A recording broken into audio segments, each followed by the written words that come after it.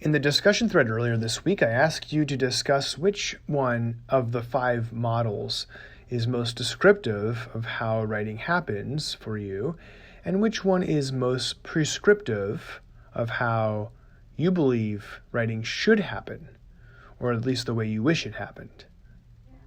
Now, there's no right answer, but in my view, the list gets progressively more accurate. All but Model A allow for the most important thing, which is going backward and forward in the process. This is called recursiveness. We go 2 steps forward, 1 step back. We are running the steps simultaneously even sometimes. After you start writing, you realize you need more research or evidence, so you go back to the earlier phases of the process, or when you are drafting, you sometimes revise, and revising helps you come up with more ideas. Sometimes we have an image or standard in our mind that tells us we ought to be progressing linearly towards the finished product, that we are only making progress if we are getting further along in these stages. This makes sense. We want to see we're getting somewhere, but it's also a trap because you have to write, delete, revise, erase, go back, reimagine, and all these recursive steps are necessary to discover what you are actually trying to say. Without these aborted attempts, you cannot get to the finished product. So that's the first thing. There is a paradox in that you make progress through cyclical or cursive movements forward. The process is not linear, but by going recursively back through the steps, you do move toward a final draft. I would say that advanced writers tend to do the fully recursive model, maybe Model E. College writers should at least be trying to do a partially recursive model and should grow into a fuller model, especially when the project is longer and involves more research. Now, while the process is recursive, as these models show, it can be split up into 3 general phases. Pre-writing, in which we discover or create the arguments for the essay, whether they're evidence-based or reason-based, and all the methods of generating ideas and research, including reading the texts we're going to analyze, note-taking, free writing, brainstorming, outlining, all belong in this first phase. Second, drafting, in which we develop and transpose all of the material we came up with into a rhetorically effective presentation. That is, the essay format. And then the third phase is revision. And revision is possibly subdivided into 2 further phases: global revision and local revision. Global revision focuses on re-seeing the argument, moving concepts and ideas around, placing the evidence in a different organizational order, and so on. It can include deleting whole paragraphs, deleting whole sentences, deleting whole pages, adding new pages, and so on. Local revision deals only with very minor editing, proofreading, and formatting corrections, and only happens at the very end after all the global revisions have been completed.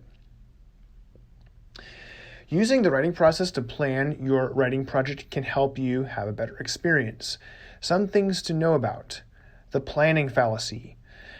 Studies show it takes writers about twice as long as they expect, even when they know that they are going to have to work recursively through the process. It just takes a really long time to write something good. So leave yourself extra time in your schedule when you are approaching a longer writing task. Backward scheduling. Break your project up into concrete steps and schedule them in reverse chronological order, starting from the due date. And leave room for unexpected blips. That is, know that the planning fallacy says you're going to take longer with these steps than you think. The innovation cycle. This is a model that describes almost any process of human change. but it works really well for the writing process. The model suggests that when people are coming up against change, they first move through phases of denial, confusion, and then after they've passed through those phases, they get new breakthroughs. And this is much of what happens during the writing process. You are drafting your essay, you feel very comfortable with what you're saying, but then after you think you have a pretty strong argument, a pretty good looking draft, you realize when you read through it that something isn't right. And at first you kind of are in denial. You don't want to admit to yourself that it's not quite right, it doesn't really hold together, it isn't really that good. And eventually, after you think about it more, you grow confused. You start to admit to yourself that there's a gap or a problem in the way you're understanding your argument or the way you have explained your argument. And then finally, after wrestling with that confusion, you have a breakthrough. You realize how you can reorganize the argument or fill in the gaps in logic, and you revise it. And then once again, you are back at the comfort stage and you believe that your draft looks really good, your argument looks really sound, and you probably go through this cycle at least a few times before your paper is really in a good state. Flow state. We know that people can achieve a sense of flow in a task when they hit the right balance of challenge and proficiency. Tasks that are not challenging enough feel boring and are thus much more laborious to complete than tasks that are appropriately challenging. Tasks that are too hard are discouraging and create anxiety. The goal for writers is to try to define a writing task for yourself and to pick a topic that's at the right level. A harder to write paper might actually be easier to write than an easy paper. And that's, by the way, why when you're looking at your observations when you're analyzing a painting and thinking about what you're going to write in an essay, for example, it's actually better sometimes to try to find something about the work of art that you don't understand fully.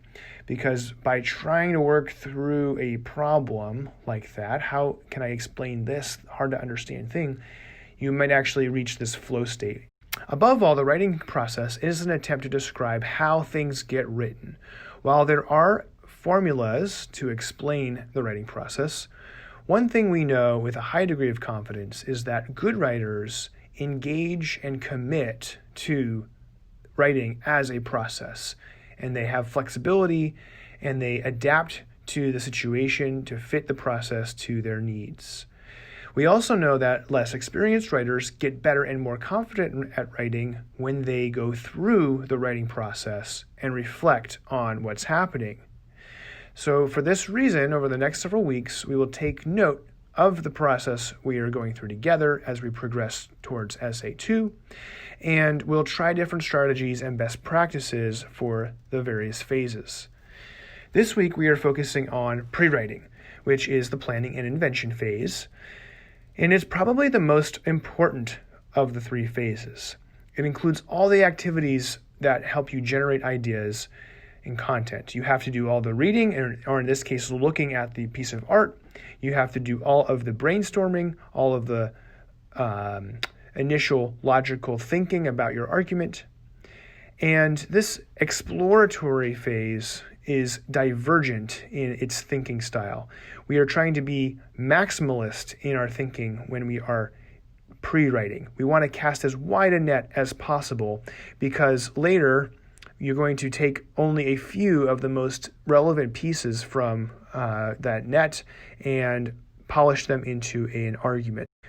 In the case of Essay 2, there is a pre-writing process already built in.